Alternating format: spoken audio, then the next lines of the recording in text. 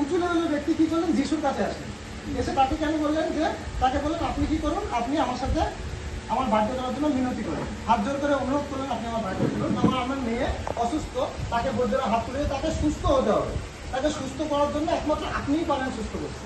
কারণ যীশু খ্রিস্টের জন্ম কোথা থেকে হয়েছিল আমরা জানি, মাতা মারিয়ামের থেকে হয়েছিল যীশু খ্রিস্টের জন্ম, কিন্তু যিশুর জন্ম হয়েছিল কিন্তু পবিত্র আত্মা থেকে। কুমারী মারিয়াম যিশুর জন্ম দিয়েছিল, কুমারী মারিয়াম বিবাহিত ছিল না, কুমারী মারিয়াম জন্মে স্বর্গদূত গাব্রিয়েল এসে বলেছিল যে তোমার গর্ভে ঈশ্বরের পুত্রের জন্ম হবে। যীশু খ্রিস্ট ছিলেন ঈশ্বরের পুত্র, তাকে সবাই মানত, কারণ তিনি বিভিন্ন রকম চমৎকার করেছিলেন, করে গেছেন, তিনি মৃত মানুষকেও জীবিত করেছেন। তো সেই কথা অধ্যক্ষ শোনে এবং জানে, সে অধ্যক্ষ আসে তার কাছে। কেন আসে, মিনতি করতে আমার 12 বছরের মেয়ে মরে যাচ্ছে, আপনি আসুন না।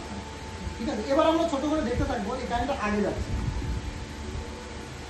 তখন বলছে কারণ তার একমাত্র মেয়ে যখন মৃত্যুসজ্জায়, যার বয়স ছিল প্রায় 12 বছর, যিশু যখন পথ চলছিলেন, এবার যিশু কি করলেন, ঠিক আছে আমি বাঁচাতে যাবো বলে যিশু পথ চলা শুরু করলেন। যিশু পথ চলছিলেন, মানুষের ভিড়ে তার চাপা পড়ার উপক্রম, প্রচুর মানুষ তার উপরে এসে ভিড় করে বলছিল, কারণ তাকে একবার ছুতে পারা দেখতে পারা তখন মানুষের কাছে ছিল একটা বিরাট ব্যাপারটা, ঈশ্বরের পুত্রকে দেখতে। ঠিক আছে, সেখানে এক নারী ছিল যে 12 বছর ধরে রক্তস্রাবের ব্যাধিতে ভুগছিল। একজন নারী ছিল যে 12 বছর ধরে রক্ত বয়ে যাওয়ার রোগে ভুগছিল, একজন নারী। ঠিক আছে, সে চিকিৎসকের পিছনে তার সর্বস্ব ব্যয় করেছিল। 12 বছর ধরে সে চিকিৎসা করার জন্য তার জমি জমা বেচে সমস্ত সে অর্থ সেখানে প্রদান করে সে চিকিৎসার জন্য করেছিল, কিন্তু কেউ তাকে সুস্থ করতে পারেনি। আমরা আবারও দেখি যীশু খ্রিস্ট প্রথম জন এসেছিল যীশু খ্রিস্টের কাছে কি করতে, আমার মেয়ে অসুস্থ মরে যাচ্ছে তাকে বাঁচাও।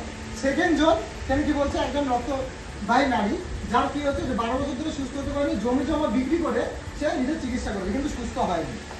ঠিক আছে, কেউ তাকে সুস্থ করতে পারেনি, এমন একজন নারী এখানে। নারী ভিড়ের মধ্যে যিশুর পিছনে এসে তার পোশাকের আঁচল স্পর্শ করলো এবং সঙ্গে সঙ্গে তার রক্তক্ষরণ বন্ধ হয়ে গেল। Hallelujah, hallelujah. যখনই সে তার, যিশু কিছু জানতো না, সে তার কাপড় এসে আঁচল এসে যখনই স্পর্শ করলো তখনই তার রক্তক্ষরণ বন্ধ হয়ে গেল। 12 বছর ধরে যে কোনো চিকিৎসক করতে পারেনি। Hallelujah, hallelujah. কেন হয়েছে সেটাকে আমরা আসবো। ঠিক আছে, এবার যিশু জিজ্ঞাসা করলো, ভিড়ের মধ্যে যিশু জিজ্ঞাসা করলো কে আমাকে স্পর্শ করলো, কারণ অনেক লোক ঠান্ডালি করছে, কে স্পর্শ করলো যিশু জিজ্ঞাসা করলো। তারা সবাই অস্বীকার করলে পিতর বললেন যিশুর একজন শিষ্য ছিল।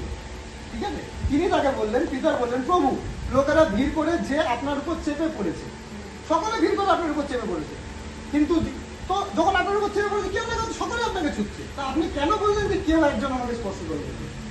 কিন্তু যিশু বললেন কেউ একজন আমাকে স্পর্শ করেছে, কারণ আমি বুঝতে পেরেছি যে আমার ভিতর থেকে শক্তি নির্গত হয়েছে। শক্তি, আমেন। এই শক্তি কে দিয়েছে? পিতা পরমেশ্বর। পিতা বাবা যে শক্তি দিয়েছে সে শক্তি ছেলের থেকে নির্গত হয়েছে, ছেলে বুঝতে পেরেছে এবং সে বুঝতে পেরে শক্তি নির্গত হয়েছে মানে কিছু চমৎকার কাজ হয়েছে। এই চমৎকার কাজ কোথায় হয়েছে সেটা খুঁজছে এখন যীশু খ্রিস্ট। কি বলছেন যে আমার ভিতর থেকে শক্তি নির্গত হয়েছে। সেই নারী যখন দেখলেন যে এই বিষয়টি গোপন রাখা সম্ভব নয়, নারী যখন বুঝলেন যে আর গোপন রাখা সম্ভব, আমি যে ছুঁয়েছি সেটা আমাকে বলতে হবে, তখন সে ভয়ে কাঁদতে এগিয়ে এসে যিশুর পায়ে লুটিয়ে পড়ল। সে সমস্ত লোকের সাক্ষাতে বলল কেন সে তাকে স্পর্শ করেছিল, সে সমস্ত কাহিনী তাকে বললো যে কেন সে তাকে স্পর্শ করেছিল এবং কিভাবে সেই মুহূর্তে সে সুস্থ হলো। যখনই সে স্পর্শ করলো তখনই সে সুস্থ হলো। Hallelujah, praise the Lord, praise the Lord. তখন তিনি তাকে বললেন কন্যা তোমার বিশ্বাস তোমাকে সুস্থ করেছে। হালেলুয়া, বিশ্বাস যদি থাকে তাহলে সুস্থতা আসবে 100%। সেখানে ছিল, আজকেও আছে। তার কারণ একটাই, যীশু খ্রিস্ট মৃত্যু হয়েছে, 3 দিন পরে আবার জীবিত হয়েছে, তার শিশুদের সাথে খাওয়া গেছে, তারপর সে স্বর্গে গেছে। আমাদের পরমেশ্বর জীবিত পরমেশ্বর এখানে উপস্থিত আছে, সব কথা শুনতে